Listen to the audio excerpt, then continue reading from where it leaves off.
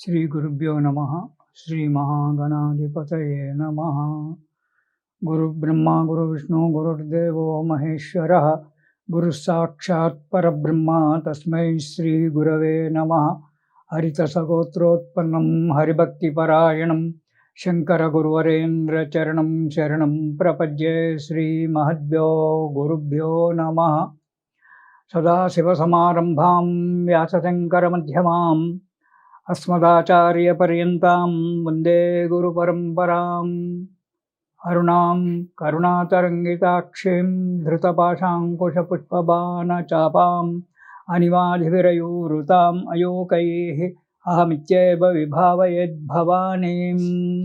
ప్రజలందరికీ కూడా, ఆత్మీయులందరికీ 2025 నూతన సంవత్సర శుభాకాంక్షలు.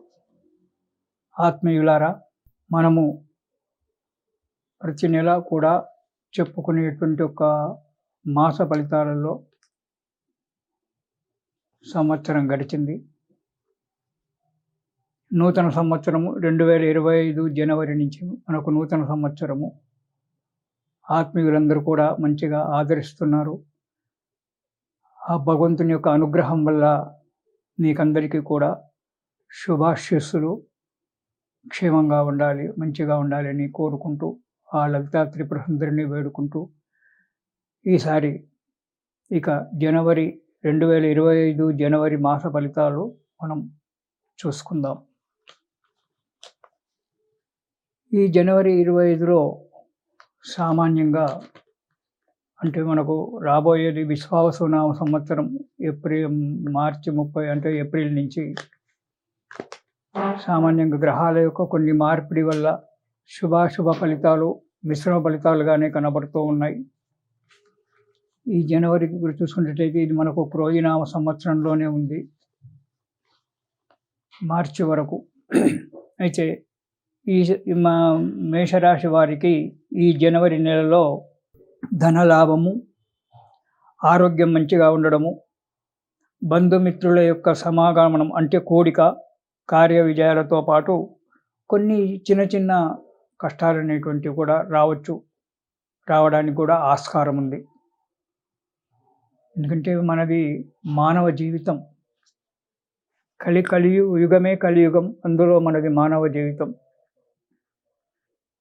కాబట్టి వస్తుంటాయి పోతుంటాయి కష్టాలు సుఖాలు. కష్టం వచ్చినప్పుడు బాధపడకుండా, సుఖం వచ్చినప్పుడు ఎగిరి గంతెయ్యకుండా, చీకటే ఉంది అని చెప్పి బాధపడకుండా వెలుతురు ఎప్పుడు వస్తుందా అని చెప్పి ఎదురు చూస్తూ ఉంటాము. అలాగే మన జీవితంలో శుభము ఎప్పుడు వస్తుందా అని చెప్పి కూడా మనం ఎదురు చూడవలసి వస్తున్నట్టు ఉంటుంది. కొన్ని గ్రహాల యొక్క కదలికల వల్ల కొన్ని మనకు మార్పులు చేర్పులు జరుగుతూ ఉంటాయి. అలాగే ఈ మేషరాశి వారికి కూడా శుభమే కనిపించినప్పటికీ కొంత కష్టాలు కూడా రావడానికి ఆస్కారం ఉంది. ఇక జనవరి నెలలో మొదటి వారం కనుక చూసుకున్నట్టయితే విపరీతమైన భయం ఉంటుంది వీరికి. ధన నష్టము, డబ్బు నష్టం కావడం అనేటువంటిది జరగడానికి ఆస్కారం ఉంది. కొన్ని కారణాల వల్ల బంధువులతో, మిత్రులతో లేదా కుటుంబ సభ్యులతో విరోధం అంటే పోట్లాటలు కావడానికి ఆస్కారం ఉంది. తగు జాగ్రత్తగా ఉండడం మంచిది. అధిక శ్రమ, అనేకమైన శ్రమ పడతారు, కానీ కార్యం జరగకపోవడము, డబ్బు నష్టపోవడము, అనారోగ్యంగా ఉండడము కూడా జరగడానికి ఆస్కారం ఉంది. ఇక మనము జనవరిలో 2వ వారంలో కనుక మేషరాశి వారికి మనం చూసుకున్నట్టయితే 2వ వారంలో కొంత అడుగు ముందుకు పడుతుంది. సంఘంలో కీర్తి ప్రతిష్టలు పెరుగుతాయి. కార్యముల యొక్క అంటే అనుకున్నటువంటి ఒక కార్యము మొదటి వారంలో ఆగిపోయినటువంటి ఒక కార్యక్రమాలు ఏవైతే ఉన్నాయో అవి ఈ 2వ వారంలో ముందుకు అడిగడానికి, జయం కలగడానికి ఆస్కారం ఉంది. మొదటి వారంలో డబ్బు నష్టపోతారని చెప్పుకున్నాము, కానీ 2వ వారంలో ఆ నష్టపోయినటువంటి డబ్బు ఏదో విధంగా మళ్ళీ మీకు తిరిగి రావడానికి ఆస్కారం ఉంది. 2వ వారంలో ధర్మ కార్యాచరణలు చేయడానికి మీకు కొంత యోగం కనబడుతూ ఉంటుంది. ఈ ధర్మ కార్యాలు చేయడం కూడా మంచిదే. దానివల్ల కొన్ని ఈతి బాధలు మనకు తగ్గిపోవడానికి ఆస్కారం ఉంది. ఆనందంతో, కుటుంబంలో సంతోషంతో ఉంటారు. ఇక 3వ వారం చూసుకున్నట్టయితే ఆరోగ్యం మంచిగా ఉంటుంది. సంతోషంగా ఉంటారు. బంధుమిత్రుల చేత కలయిక ఏర్పడుతుంది. నూతన బంధువుల యొక్క పరిచయం ఏర్పడడానికి ఆస్కారం ఉంది. నూతన దంపతులకే కావచ్చు, కొద్దిగా సంతానం ఆలస్యమైన దంపతులకే కావచ్చు, కొందరికి సంతాన ప్రాప్తి కూడా కలిగేటువంటి ఒక యోగం కనబడుతూ ఉంటుంది. ప్రతి కార్యంలో ఏ కార్యము మొదలుపెట్టినప్పటికైనా కానీ ఆ కార్యంలో విజయం జరగడానికి ఆస్కారం ఉంది 3వ వారం. అయితే మధ్యన ధర్మ కార్యాలు అని చెప్పాము.